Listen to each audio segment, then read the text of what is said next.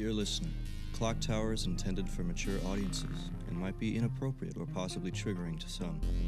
Many of the themes and events in ClockTower are inspired by weird fiction as well as similar concepts, which means the show can get dark. If that isn't something you enjoy, please listen at your own discretion. We here at the ClockTower care about you, so please put your mental health first. Our show will be here when you're ready.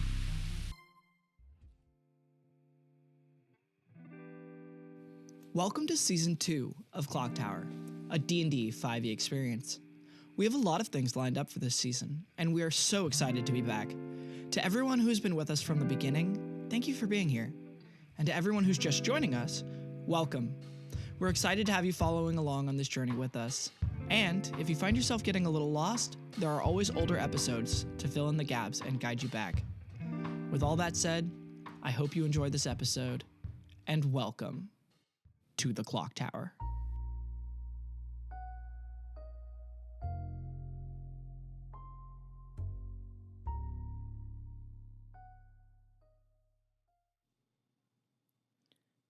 As all four of you sit in the ClockTower, in many ways, it seems just the same as it always has been before. Except there's a lingering sense that that last mission that you did was different. Everything you have been doing to this point feels like it led to that point. Castell, Fife, even the space station seemed like it was all connected, and now it's over. But you're still here. Still the same quiet, still air in the clock tower. Rock, almost acting on autopilot in the stillness of the clock tower, would start to stand up off the couch and walk towards the clock face. But before touching it, just stares at it. Rock kind of realizes that Rock's never really taken the time to look around the clock tower. Rock has always gone up, done a thing, moved to the next. Rock's always stared into the deep abyss of his own mind in one specific wall spot of the clock tower, if not at the mirror itself. But I don't think Rock has ever taken a moment to actually take it all in. The hourglass, the clock face, bookshelves, the amount of items that we, and mostly Trinket, but we as well. I would say Trinket's group seems like they might have gotten more done than you guys. They might have done more missions, but it's not an absurd amount more that Trinket's trophies have been added to all of yours. And we'll just look at everything and just do something that Rock has not done a lot of. Think. Sam gets up off the couch where they were sitting and, sort of following Rock's example, scans the clock tower and settles their eyes on the hourglass. And they walk over and they just kind of, for the first time ever, look at it. Sort of what is this? Why is this here? Everything else in the clock tower has a function. That's a good point. As you both kind of look around the clock tower and kind of take things in, Rock, you looking at the clock face and how the hands, they just don't stop until you start a mission and they set a time. You could just watch them go forever. And in a very similar way, Sam, as you're looking into the hourglass, you see the sand falling, and as others have before, realize that they're not grains of sand, they're small worlds, galaxies, maybe even small universes, falling as small as grains of sand. The pile of those grains that builds up and never seems to gain any or lose any as the hourglass just goes on forever, looks as if you're looking into a sand pile that is reflecting like a lake reflects the sky, the infinite cosmos. Jaeger, unlike the other two, stays on the couch, leans back, breathes in deep, exhales, and then puts his hands in front of his face and rubs his eyes before leaning behind them and staring. Not toward the clock tower, not toward any of the things that seem so more significant now. Jaeger's eyes are on the door, the one still across, saying, "It must never be opened." And then the trail down, and he just sort of takes in the area around us. What did we get from the fight with Ulhm? As Sam noted previously, I believe at the end of the last episode of Season 1, sitting on the coffee table in front of you is the lantern that Kball used in a myriad of different ways, but primarily it contains the light of Ulhm within its center. And the strange gold and silver pieces of metal that are all wrought together that make up the cage of the lantern all seem to be covered in small clock tower glyphs. But none of them seem to finish, as if you were repurposing and stretching out pieces of metal. They are distorted. Jaeger was staring at it for a little while, his eyes sort of just taking in the light in the very center. As you stare deeper into that light, it's like the light stares back at you. Just that choir of humming voices distantly, staring further and further into that light as the light beckons you to get closer. Problem with that is, I'm not Reagan and I'm not Sam. In my head, that light's just all screaming. Jaeger will look back up at the door and think back to that place where he ended up after he shattered it from touching the broken mirror. And then looks down at his arms, runs a hand through his hair that has no hat to cover it, and then just thinks back and remembers that he still has to save someone. Trinket, what are you doing? I'm just going to stand up and wait by the mirror. Okay. Like my autopilot, I am like, all right, ready to go. Time for the next one. Trinket, question. Did you and your friends ever take a moment? Were you always going directly back to the mission? Kind of. Yeah. Huh. See, we used to do that, and then we started to realize that after a while, you need to take a moment to think about what may have happened. I feel the exact same way, but I've learned over time that apparently we're supposed to think about the actions we've taken, which never seems to go well in my head, but for some reason it makes the others feel better, so. Well, I don't think we took a lot of actions that were regretful, so there wasn't too much to think about. We just do our jobs. Move on to the next one. Why not? I like that way better. All right. Hey, Sam. Rock. Yeah? Yeah. Do you mind if I check something very quickly? I mean, you got free will, man. You can really do whatever you put your mind to. Well, I don't know if you remember, but Lily is still stuck. Yeah, I And remember. apparently the way out is through that door. I just want to know if this lantern will help us find a way through that door. I'm not trying to go in now. I just want to know if it'll affect the dock. Wait, you mean the lantern's still on the coffee table? Yeah. And Sam, you realize as you look over to the coffee table that the only things that have ever been on the coffee table, like the tablet from the space station and like apparently this lantern now, are things that you can use. And even when the tablet was done and you were done with the mission on the space station, the tablet assumed its position back on the bookshelf with everything else that you've collected from these worlds that is some sort of handheld entertainment. Books, tablets, even some things you don't recognize that are from Trinket's group on the bookshelf. Wait, that can't... Ulm's dead. I mean, if you look into the light, it's still here. It's just locked. We do know that the light of Ulm is one of the most powerful things we've ever run across. And it should, theoretically, be able to cut through the darkness in that door before we get our ass kicked by whatever's on the other side. If that thing is powerful enough to almost rip my clock tower weapon away from me, I think it can parse some darkness. You know, you would think that, but also tower, so... Worth a shot. I mean, Ulm points at the lantern. Ulm. Is very powerful. Give it a shot. Go for it. I support you. Sam looks at the hourglass and then looks back to Jaeger. That means the mission's not over. Nah, I think the mission's over. The mirror's just not going. Then why can we still use the lantern? Because the lantern's ours now. Look at it. It's made of other agents' equipment, not ours. So it is technically ours. It's probably linked here, just like we are. Rock would look up at the gears and just say in like the talking to the clock tower voice, "That's really morbid, but thanks." But we can't use any other ClockTower agent's weapons. Maybe we can use this. And Jaeger will reach out and try to grab the handle. Jaeger, as you grab the handle, make a will save. 15. As you touch the handle, it feels like the lantern for a second is a part of you. Like your weapon is a part of you. But you immediately realize how wrong that statement is when you realize that it's not your weapon or a part of you.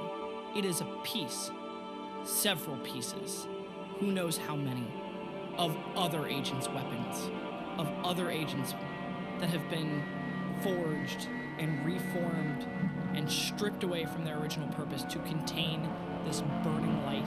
And for a second, like the screaming of Ulhm, all you can hear and feel is the pain, suffering that it lingers in the pieces of those parts of ClockTower equipment. And then you steady yourself, and it's like the lantern is a part of you. But in so doing, in so wielding it like you would wield your pocket watch or your gun, you realize that where you focus this light, where you shine it, you can focus the light of Ulhm. And then, for a second, that thought lingers in your mind. Ulhm. And the light gets brighter in the lantern. And for a second, all you can see is light. Burning across worlds. Consuming and making every living thing one with yourself. In some ways, in some places, bigger than any sun. As you see the ever-expanding universes stretching out in front of you, burning in front of you. Then, quickly, suddenly, all of that light starts to fade. And as it fades, as it dwindles down into a single mote, one tiny ember in the distance, before the vision fades and leaves you completely, you see horrors. Large, cosmic beings, bigger than you could possibly understand or even comprehend, that were being kept away by a burning light. And as the vision leaves you completely, you're holding the lantern. You can wield it as you see fit for now until you put it down, but there's something else out there. There's more than one out there.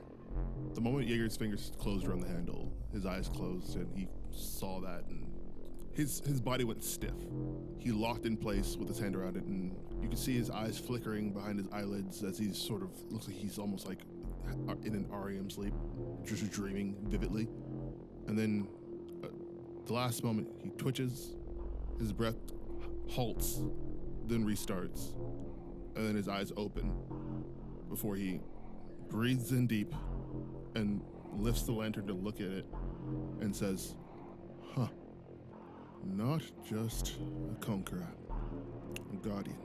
What? Ulhm was the biggest, baddest thing out there for a good long time.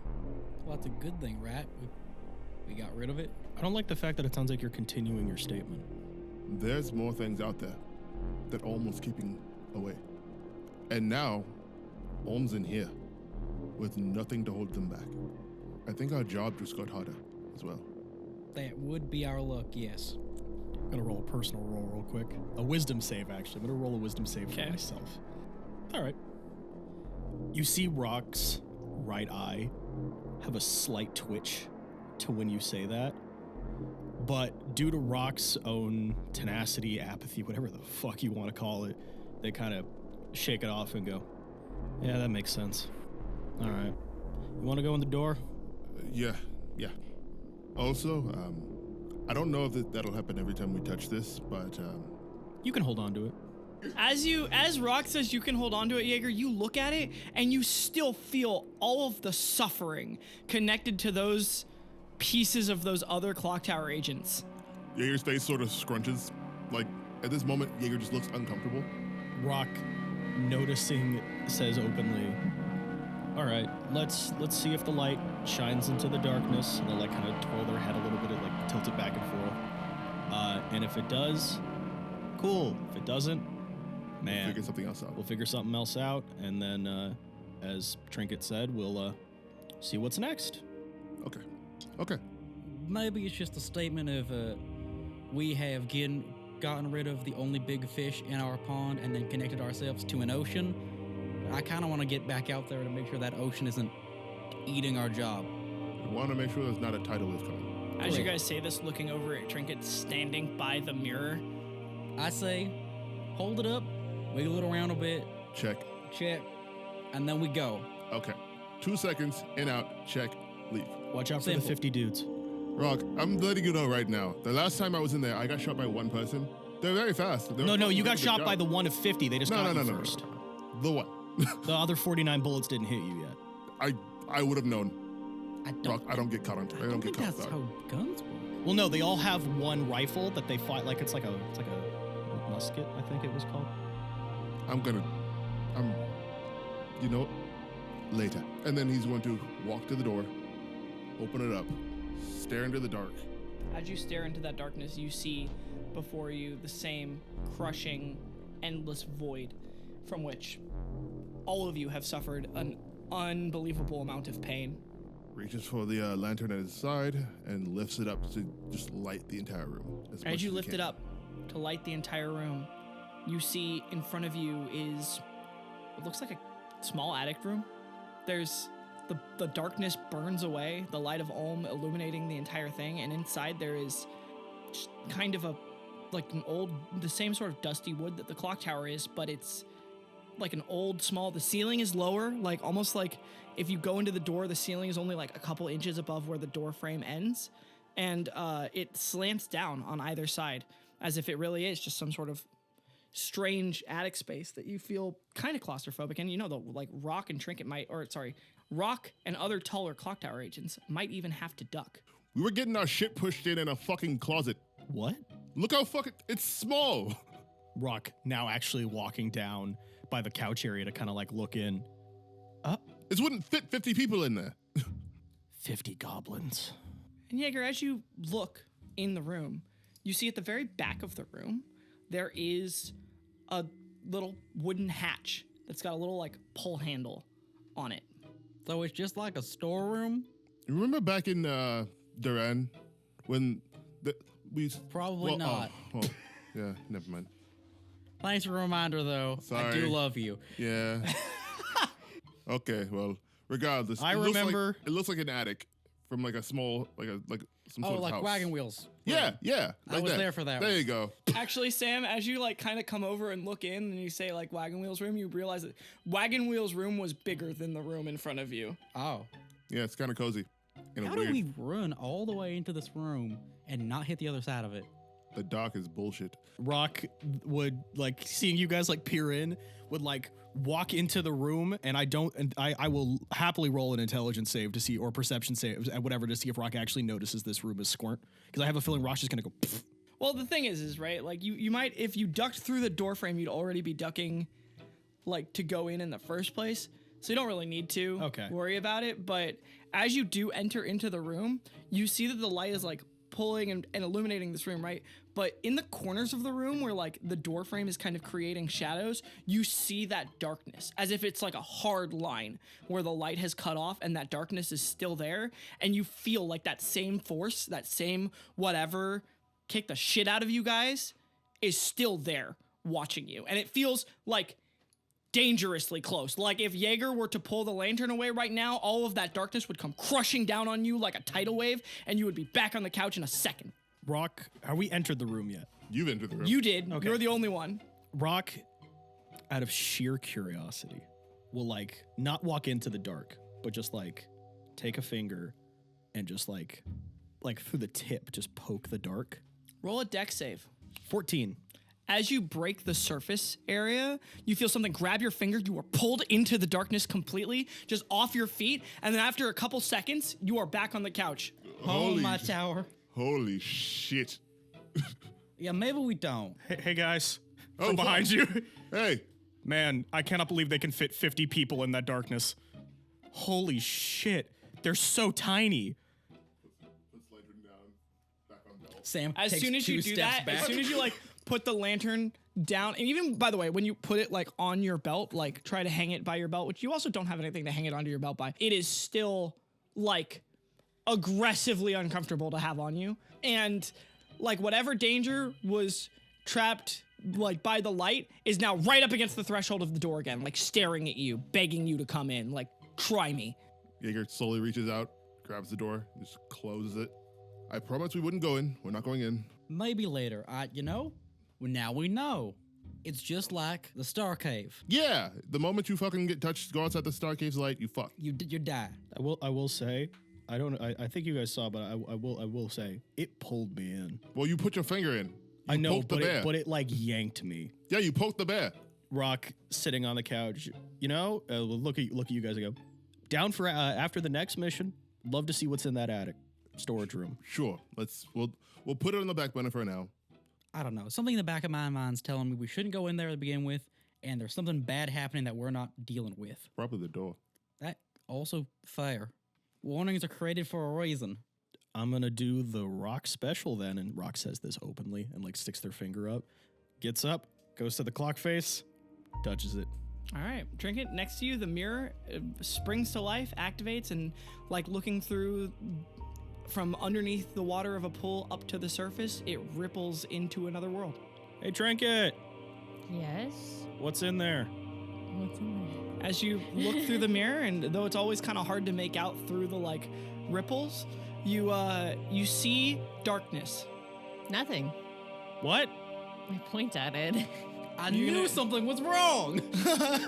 Well, Rock would scurry down, stare at it, and go, fuck it, walk in. Do you want to see if you can take the lantern with you? Nope. Alright. And Jaeger's gonna take the lantern and set it right back in the middle of the table where he got it from. Turn it just so it's just like exactly where it was. It goes, we'll go in first. If we wake up on the couch out of nowhere because of the dark, we'll take the lantern with us. All right, yeah, fair. Jaeger just walks to the mirror and walks through. See you on the side, or see you in a moment. Sam steps through. And I follow. As all of you step through the mirror, it is pitch black wherever you are. You're not sure what is going on, but you're not being attacked.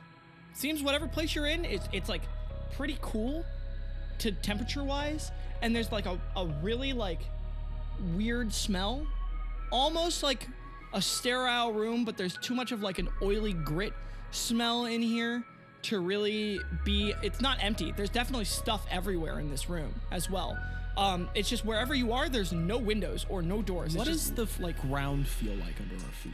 as you is Rock gonna like bend down and touch the ground? No, I'm just like, what does it feel like? What's the texture? Is it like flat? It's Is it flat and real hard.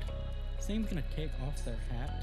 As you do, as you like reach up to grab your hat, something else falls off of your hat, and you realize that your hat is not a wide-brimmed like big sun hat. It is like some sort of small hat with a brim, like just like a small, like a baseball cap style kind of a hat. Yeah.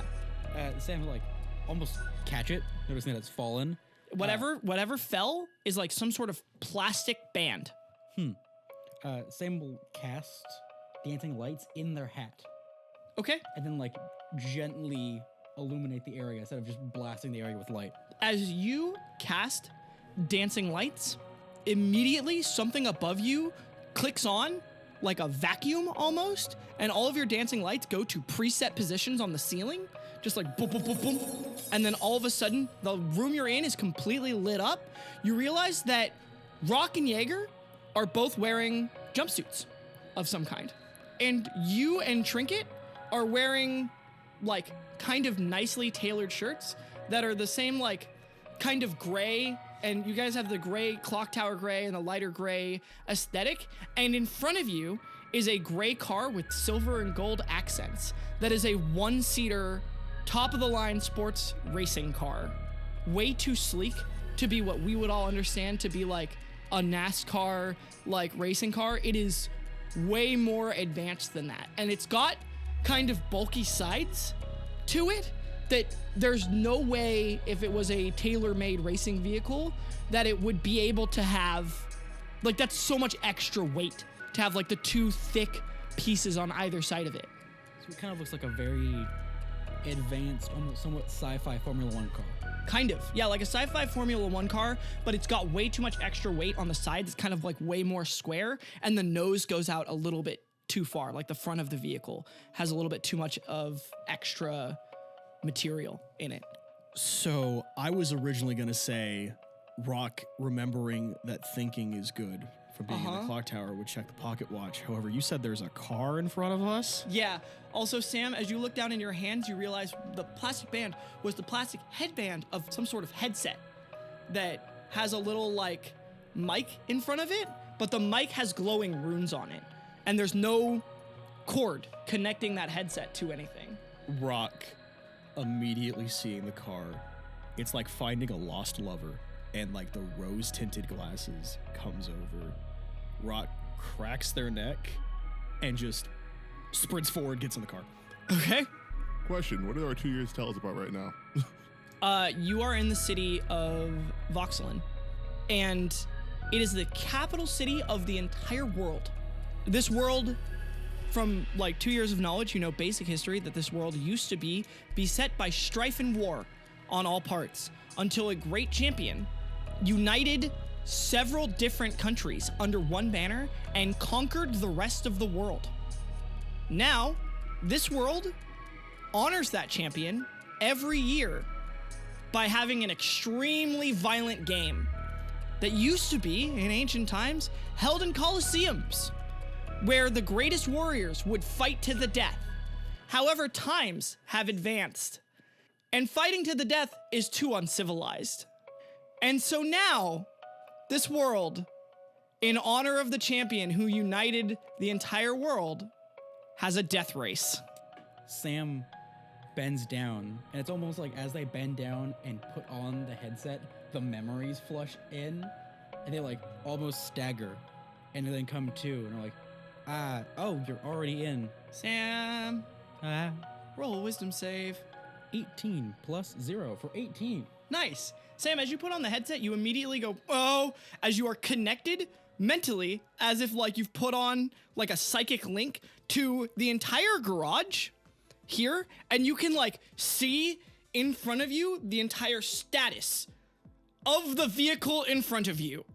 Flooded with information, Sam almost like starts just listing off things like tires complete, wow, and like blinks a couple times and almost kind of like moves the lights with their mind and like pulls up displays with their hands. As Sam pulls up a display with their hands, you see out of the side of the vehicle two like what look like Winchester lever action rifles unfold out of the vehicle on either side, but they look like too large to really be Winchester rifles. Jaeger's eyes widen.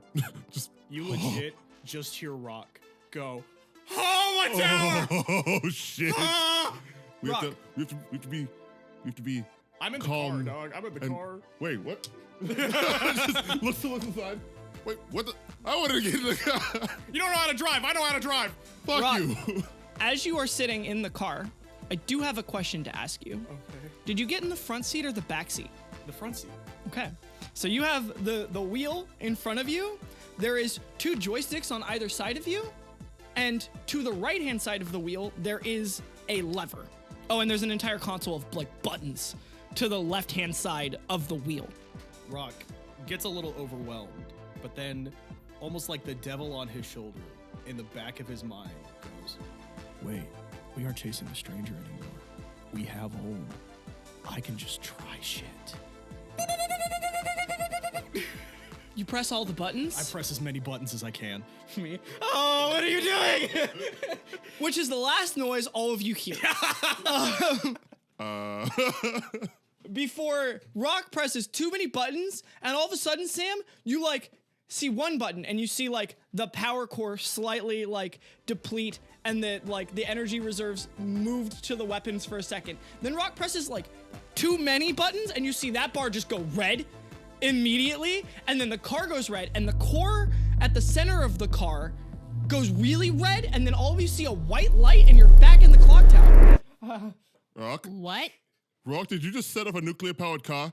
Rock gets up off the couch, goes, Don't you dare! runs to the mirror. Rock! Don't you dare! Jaeger chases Rock into the mirror. Come back here! All right, that's Rock and Jaeger through the mirror. It was actually a fusion reactor, but Don't know why I know that. Stunned, somewhat shambles into the mirror. I follow them into the mirror. Okay. Immediately goes to the car again. All right. You run it. Are you getting in the front seat or the I'm back getting seat? in the front seat, but Okay. this time I go, okay. And I say audibly, like I'm talking to myself to make sure I know what I'm doing. I go, too many buttons equals bad. One button at a time. Sam walks over, puts the headset on. You want me to let you know just what they do in the first place? You can do that? I can see everything currently. Oh. I can basically feel where you're sitting in the car. All right, rock like a toddler goes, what does this do? And points at a button. You realize, Sam, that the entire button console, 2 rocks left, is telling the reactor where to send power to. And if the reactor does not have enough like ambient reserves to send power to a thing, it will produce more power to try and meet what is asked of it. And as you just saw, if you ask it to power too much, it blows up. The car can only handle so much power to so many things, and it takes half the energy to power the engine of the car. All right, so I'm gonna try and explain this in a simple and don't touch this mentality. Okay. Jaeger gets in the back seat. The buttons you see make the car do things when I tell you to press them. Jaeger, as if like in between your legs, there are no other controls except for the handle with no stock of a rifle. And do you like grab it? As you like grab it and lift it up, like not much happens because nothing is turned on yet. But as soon as you grab it, your eyes glow blue like Sam's eyes do, and all of a sudden you have like reticles in the center of your vision. Oh, I want this all the time. Oh, I want this every day. Trinket, you gotta come see this. You should. You totally should. I'll have a look in that car. Okay. As you go look over at the car, you see that it's a 2-seater vehicle with the back seat apparently operating and aiming some sort of weapon systems. And the front is the person who has to drive and maintain putting the power to the different systems on the car. Apparently, Sam can basically fact check anything that is going on with the car and knows anything, because is the only person who can watch the power levels. And you're kind of like, well, what do I do? Right. And you're not really sure right now as you're looking around this whole place. Trinket takes his hand off the gun. Hold the gun. I don't want to hold the gun. Hold the gun. Trinket, I'd let you in the front seat, but I don't want to. But know that I would if I didn't want to. So why do you guys think we're here?